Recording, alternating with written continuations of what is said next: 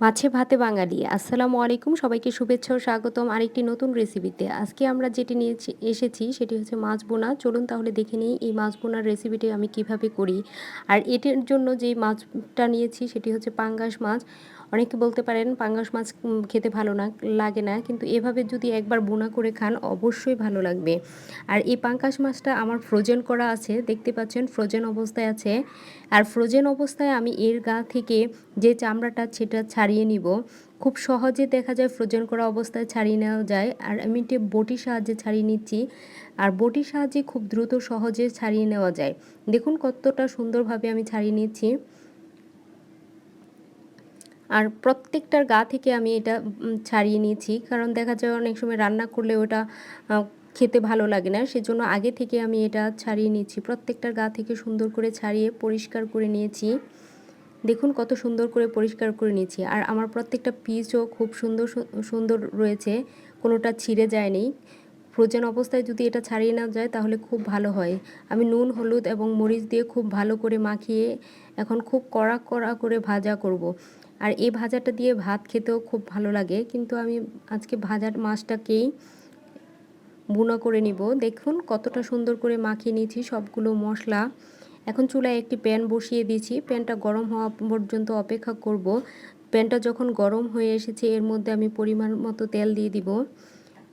দেখতে পাচ্ছেন আমি পরিমাণ মতো তেল দিয়ে দিচ্ছি এবং একটা করে পিস এর মধ্যে দিয়ে দিচ্ছি।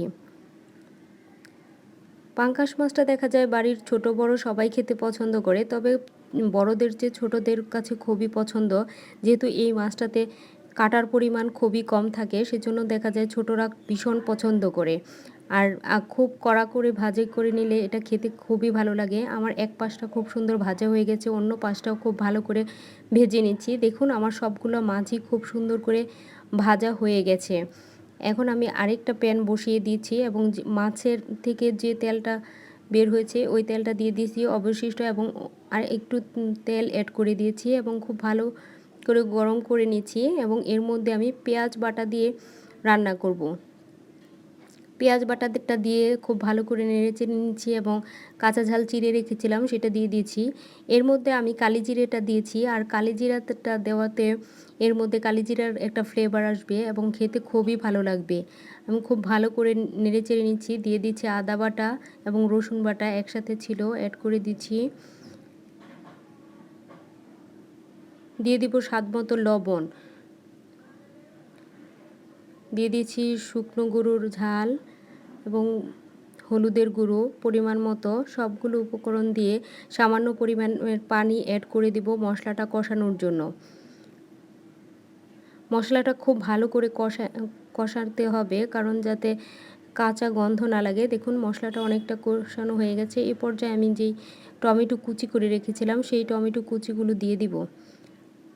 টমেটো কুচি দিয়ে একটু ভালো করে নেড়েচেড়ে একটা ঢাকনা দিয়ে ঢেকে দিব। ঢাকনা দিয়ে ঢেকে দিলে দেখা যায় টমেটোগুলো একটু গলে যাবে।